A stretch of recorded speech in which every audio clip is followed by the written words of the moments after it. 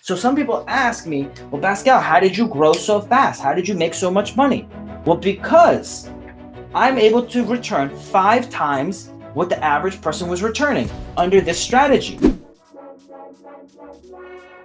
The question that I received from my follower was, or the statement, he said this statement, and I hear this statement often, and I don't like it, to be honest with you. As you guys, those who know, been following me for a while, you know I don't like this logic, right? So what he was saying was, he has 2 rental properties, and they're both condos. You guys already know I don't like condos, but that's beside the point. That he's actually paying down both of the condos faster because he said he wanted to free up more cash flow. So he wanted to free up more cash flow, so he's paying down the condos. And I wanted to go over many points of why I don't use that strategy. I don't apply that on my properties. First, let's go over this. Normally, when the market tanks, we're gonna start there. When the market goes down, condos lose the most equity. So the prices are gonna drop significantly. Your equity is gonna disappear. So when that equity disappears, you can't go back in and get it because it's disappeared. You spent all this time paying down the loan, thinking that you're gonna free it up, but the bank doesn't care how much you paid it down. If you can't make the payment that month, or after a few months, they're still gonna foreclose on you. Doesn't matter that you spent all those years paying it up and get it paid out quickly. So in addition to that, all that equity disappeared, so you can't go back in and grab it to try to go and purchase more properties at a discount. All that money that you think that you have saved and put away isn't there anymore. So I know it sounds like I'm saying the same thing multiple times, but I'm saying it different ways because there's different ways people think of it. And so now that they basically spent all this money, paid down the loan, saved maybe 3 to 4% interest, and in reality now don't have access to that interest, cannot go back and get it. And now that they no longer have that job, their mortgage never went down because even though they made extra payments, the payment per month never goes down. The principal does. Now, when the time that they lose their job is also the same time that they're actually going through the issues in the, finding a job and having other cash flow coming in. So now they don't have money coming in and they don't have the equity in the property anymore. They spent all their extra money to pay it down. They have no money in their reserves. So now they're in a bad financial crunch. And this is where people come in that pay down their mortgage fast or have a 15-year mortgage. They get caught into this issue often where now they have no cash. They have no money coming in from the job. They pay down all this extra money on this property that lost all this equity. Everybody else is having the same type of crunch, this cash flow crunch, and they're stuck and they usually end up losing their property. So, and if they don't lose their property, they end up going into a loan modification program, which there's so much taxes and fees and legal fees associated that it ate away all the money that they paid towards paying the home off faster. So that's the one issue about paying it off. The other issue is about building. The amount of wealth that you're saving and building is not much, is almost insignificant, because if you're taking cash and paying down this loan, the cash is depreciating at 3% a year. The loan is about 3% a year. It's a wash. You didn't really get any benefit. You actually want to keep the loan longer so you can have cash get depreciated, so you can make the loan be worth less or easier to pay it off.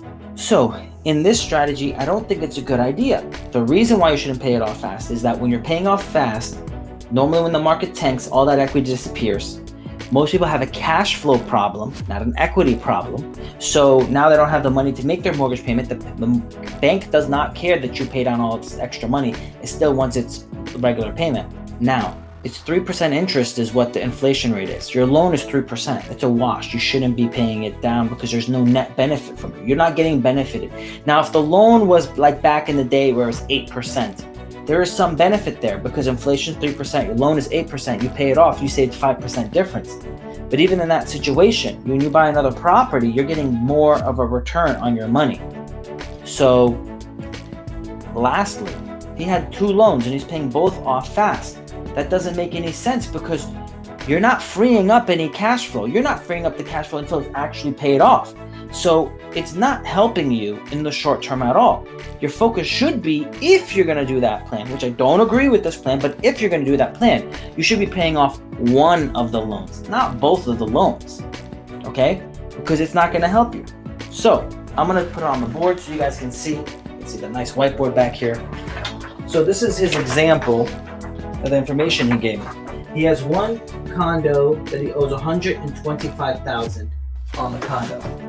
His monthly payment is $633 roughly. Let me make it better.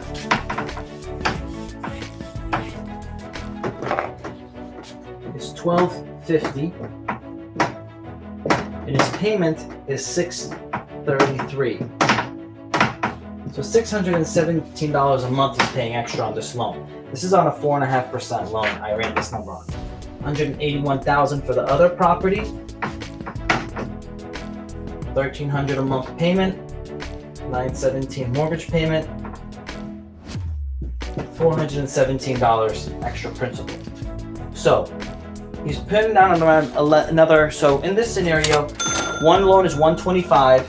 His rent is $1,250. His payment is $633. His rent the amount of money remaining is $617. This one's $181, $1,300 rent, $917 in payment, $417 is left over. So on these 2 condos, if you're saving 4% interest,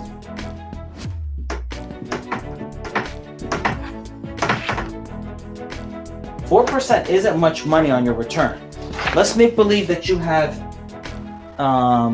let's see here. You can see it.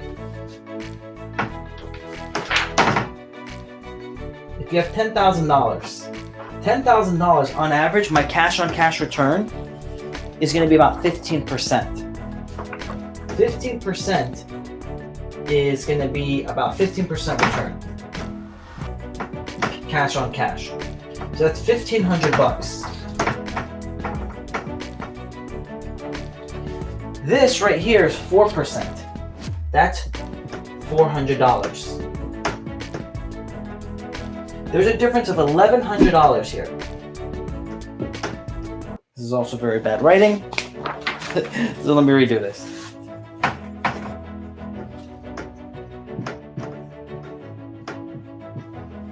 This is a year. $1,100 a year. So in his scenario, he saved $400 a year in interest. This is not until the loan is paid off is he really going to realize that. And there's no additional cash flow saved here. But in this scenario, he brought in an extra $1,500. What I'm trying to show you here is that in this scenario, option 2, don't pay down your loan, keep the cash to the side and buy another investment property. That is actually going to give you more cash flow. So he was thinking, let me pay off this loan to get cash flow. In reality, by the time you do, it's going to be probably like 15, 18 years. This is going to be more cash flow. Part 2, between your rent you're receiving and the appreciation of the property, you're probably going to make about a 20% annualized return on your new property, where you're only saving 4%. So if he was competing with me on like who's going to make money faster, I'm going to grow my wealth 5 times faster than him. So some people ask me, well, Pascal, how did you grow so fast? How did you make so much money? Well, because I'm able to return 5 times what the average person was returning under this strategy. Some of my properties did even better than that. Some of my properties are making 35, 40% return because I bought them a long time ago. I constantly did upgrades to them and it kept on increasing the wealth. Part 2, you shouldn't, if you're going to do this strategy, guys, the other thing with this is, if you're going to be doing this, right, you should pay off just one of them. Don't pay extra payments on both of the loans. Just do it on one of them. Because if you pay this off, put all the extra money on this one, at least you're going to free up $633. Now, $633 is nothing. It's a waste of time because you should be buying another property.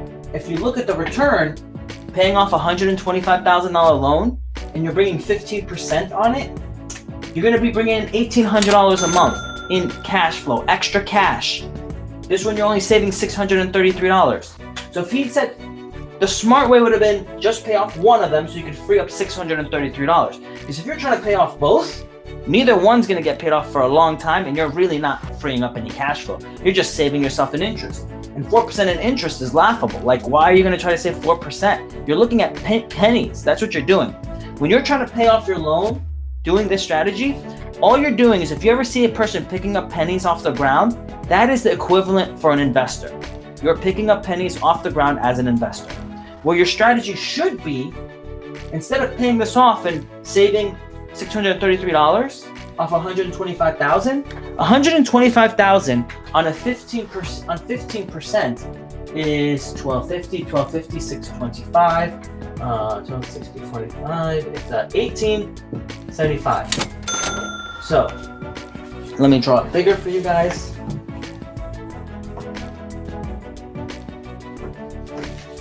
If you pay off a $125,000 loan, the cash flow that you saved is $633. Okay? Now, instead of paying that off, you just reinvested it, use that money as a down payment on another property. You would bring in at least $1,875 a month extra cash flow. And that's ignoring the appreciation you're going to be getting on that new property. Now you're going to get appreciation on this property and the new property. So if you consider all the factors, you're going to make triple the money by reinvesting it, minimum. And then you're going to be getting appreciation on your asset and the new asset. And the new asset, this asset's probably worth $150. The new asset, if you have $125 down, that's about a $600,000 property. You're gaining about 4 to 7% appreciation on a $600,000 asset. That's like $42,000 a year just in appreciation. So who's going to get wealthier? The guy who has one condo paid off that's worth $150, that's growing at 7% a year, or the guy that has a $600,000 property that's growing at 7% a year? So you can see the numbers are in favor of those who buy more property and do not pay off the loan.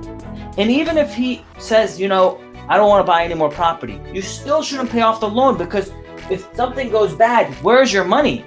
Your money's stuck into this property. You can't pull it back out. Back in 2008, when the market crashed and people thought they had all this equity in their home and they thought they had lines of credits they can pull money out of, the bank froze the line of credits. All the assets lost their value. They couldn't get additional loans. They couldn't use the money in the line of credit. So now they're stuck. So last point I want to bring up about condos. This guy's making $617 on a $150,000 asset. And this is ignoring vacancies, ignoring many factors. That's very little money. Look at this condo, $181,000, bringing in $1,300 a month. Netting out $1,400, ignoring if nothing breaks or nothing, and there's not vacant. For a $181,000 asset, you can see why I'm telling you guys, you don't make money in condos. You have to buy a duplex, triplex, or a quadplex minimum. Now, one of my followers, she's in Miami. She's like, Pascal, I cannot find a multi-unit in Miami. It's just, you just can't find any. She kept on telling me, I want to buy a condo. I said, look, I'm giving you my advice. Don't buy a condo. Be patient, be persistent, look for a multi-unit. 3 months ago, she bought a multi-unit. She bought a duplex. She's watching my stories on IG. I said, look, I just got paid 12 months in upfront from one of my tenants. She's like, oh, I asked one of my tenants to pay me 6 months in full. She got paid 6 months in full prior to Corona happening. She was not worried about getting paid her rent. So follow my advice, because I want you guys to win. I don't benefit either way. If you buy a condo, you buy a multi-unit, it doesn't change my life. I'm just trying to change your life. So focus on what I'm trying to tell you. I want you guys to benefit. Trust me, when I was 14, I was running these numbers because I couldn't buy a place, I had many issues. I had the fact I couldn't pay the tax returns. I didn't have many other things I couldn't put together to qualify for a loan. So I ran numbers again and again and again until finally I can pull a deal. So I ran on condos. I ran the numbers on my uncle owned a lot of condos, and I kept running the numbers, and like it didn't make any sense. But his 4 units, his 5 units made sense. Houses did better than condos. So this is the numbers that I always see the way that this is how I see it working. Condos make the least amount of money. Townhouses do better. Homes do better. Duplexes do way better because you have one set of expenses, but you have 2 units you're spreading it over. When you get into a fourplex, you do very well because you have one set of expenses over 4 units. You're going to make a lot of money, guys.